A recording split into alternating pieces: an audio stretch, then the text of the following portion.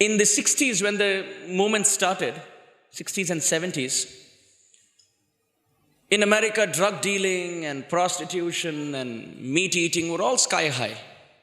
So there was one drug dealer whom the cops were chasing.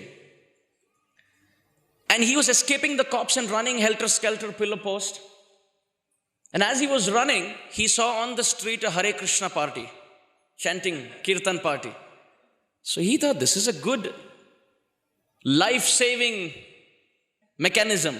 Just get into them and they will make sure that you don't get out. Because the devotee community in a transcendental way is like a mafia. Why? Mafia is a place where you can go on your own. But once you come in, you know so much that you can't leave. They won't let you leave. So we all become devotees on our own accord. We enter the spiritual organization on our own accord. But now that we have learned so much philosophy, even if we desire to go out, we cannot enjoy. Because we say, okay, I'm going to give up bhakti and just watch a movie. You put the TV, Dehinosmin yatha dehe kaumaram yovaram jara tatha dehantara praptir dhiras tatra namuyati. Next channel. Matra sparshastu kaunteya shitoshna sukha dukkhada aghama pahino nityastam titikshasva bharata. This person switches off the TV and says, let me as well go to the temple. So it's like a mafia. You can come in, but even if you want, you can't leave because Krishna holds you like that. So this drug dealer just entered the Sankirtan party to escape the cops. The cops were running behind him and suddenly they couldn't find him because he disappeared. And there's a Hare Krishna party, dancing Sankirtan party with flags and posters. And as the cops van moved by, because they thought this is not the drug dealer where he is, this is the devotee community. So this person tried to leave the devotion, the Sankirtan. But you know how devotees are. He tried to escape from this side. He said, hey, chant Hare Krishna. He pushed him to another side. So he tried to escape from that side. And the devotee said, hey, chant Hare Krishna and be happy. Why you're frowning? Be happy. So he tried escaping from ahead. And the devotee ahead said, hey, chant Hare Krishna. Don't leave. One human form, why you're leaving? So then he was just smothered there. Performing kirtan in that assembly, he reached the temple.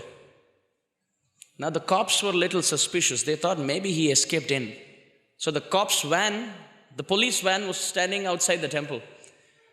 Now this person is in a fix because he entered the temple, he cannot exit. Because if he exits, the cops will catch him. He went and told the temple president, I want to join your temple. The temple president called the lead singer of the Harinam party. And he said, amazing singing. Such pure chanting. People are coming and saying they want to join full time. You should do kirtan every day. And the lead singer felt very good about himself. He said, okay, this is a very good policy. Now this person, drug dealer who entered the temple, he didn't know what he was getting into. He thought he can be comfortable. This is the life of lazy people. That's what he thought. But next morning, 3:30, he was woken up.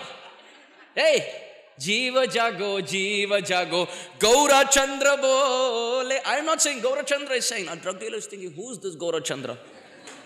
Wake up, you got to bathe. She thought, okay, this is the custom. He went there. Then there was a big line. Only one bathroom at that time. So 3:30 in the morning, there's a big queue. And he's waiting. He thought it will be like a very opulent luxury bathroom where that's why there's a big queue. So he entered cold water in the middle of winter. So he's thinking to himself, where is the heater? And as he's thinking, devotees are knocking. Hey, Shri Vigraha Ara Chalu hai udhar. The third verse of Guru Ashtaka is going on. Come out. So he doesn't know what's happening. He just took 2 mugs and he came out. He went down. Everybody's standing and staring at some statue. And they forcefully put him a dhoti. He thought, what is this diaper that they have put me? Then he went there and he was standing. And at that time devotees are saying, Swami step, Swami step. Now he doesn't know what the Swami step is. So he starts looking around and he's swinging and moving his legs at 3:34 in the morning.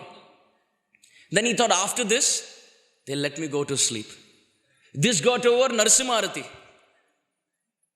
They are keeping a big picture of Narasimha Dev with blood and intestine. So he asked one devotee, what is this? That devotee said, if you don't sing louder, this is what will happen to you.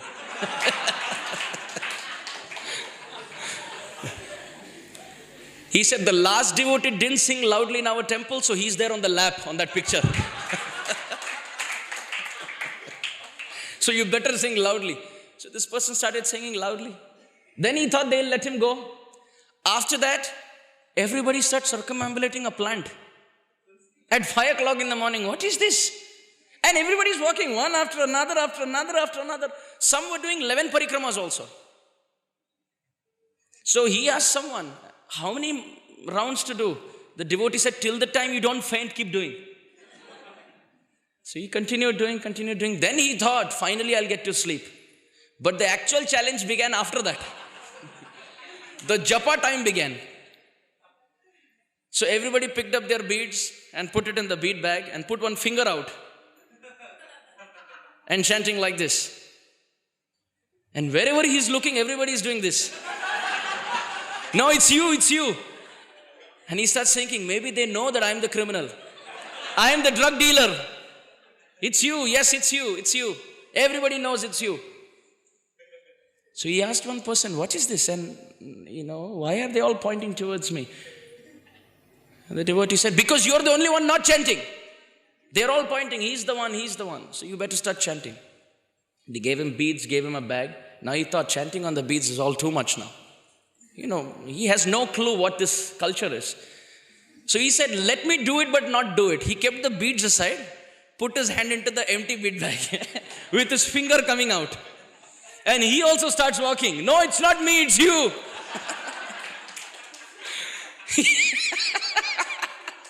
It's you, and it's you, and it's you, and it's you. And he starts walking with an empty bead bag. Some devotee starts saying, how much taste he's having. First day. He's walking. They don't know it's an empty bead bag. And he didn't know for how long this was going to go. 15 minutes, 30 minutes, 45 minutes, 1 hour, 2 hours. And then he heard some devotees say, no, 1 more hour left. He said, what is this? He said, no, I'm chanting extra rounds, so 1 more hour I have to chant. So this person got scared. Then he thought, I have to go to sleep now. No, but then the curtains opened. And again everybody starts, Govinda Madipurusham. He has no clue what is being sung. And then after that, everybody turns towards Prabhupada's deity and then this loud kirtan. He was thinking, oh my God, all this from 3:30, this is too much. Then he thought I could sleep, and he was right. It was Bhagavatam class.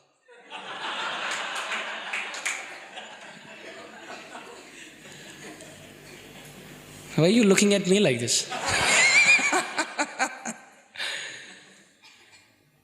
So then the Bhagavatam class began, and he started falling asleep. The devotee next said, if you fall asleep, no prasad. Whatever we did, you have to do again now. He said, no, better be awake. And he finished all that, then prasadam. Then he was happy. Oh, now after meal, you can go to sleep. Temple president comes to him and he says, this is your kartal and this is your mridanga and these are the books. Go out for 14-hour book distribution. Go out. At least 12 hours you should do. Go at 9 a.m., come back at 9 p.m. Do kirtan all day at the street and give out Bhagavad Gita to everyone. Do this. So he said, 12 hours. He started doing this, started coming back at 9 p.m. Day 1, day 2, day 3, day 4, day 5, day 6. After 6 months, he came to the temple president. He thought, now this is too much. Let me speak the truth to him. He told the temple president, Prabhuji, I am not the person you think I am. The temple president said, wonderful, this is our philosophy. We are not this body, we are spirits. Self-realization in 6 months. I am not what you think I am. Wow, very deep. You are not the body, you are spirit. Amazing. Who's preaching to you? The person said, Prabhuji, your level is too high. I want to be truthful to you.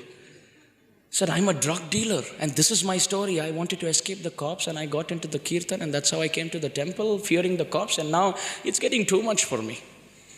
Temple president said, you're a drug dealer and you're living at the temple? My place is at stake now.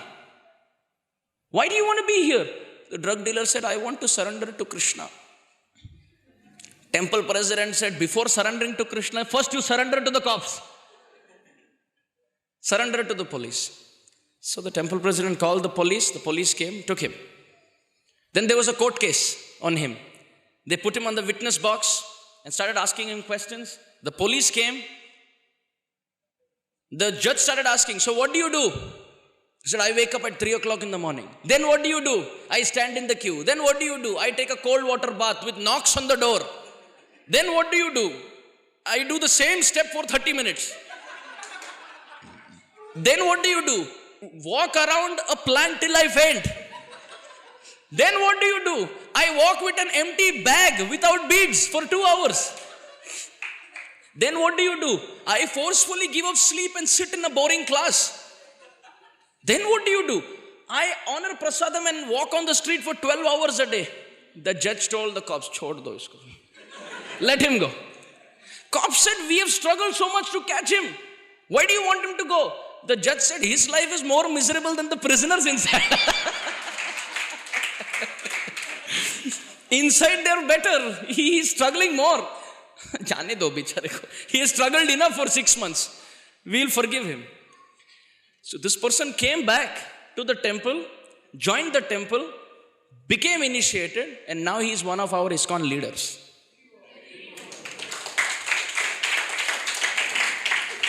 I wouldn't tell you the name. But this personality, when he was giving a class, he himself said a very beautiful realization. He said, what the judge thought was worse than the prison life was actually the perfect life to purify me. And he said, how did I get uplifted? Because I kept myself in power-packed association. I had nowhere to go. If I leave them, the cops will catch me. So out of force, yena kena prakarena, I kept myself in devotee association, and by the spiritual vibrations coming from their side, my consciousness got purified.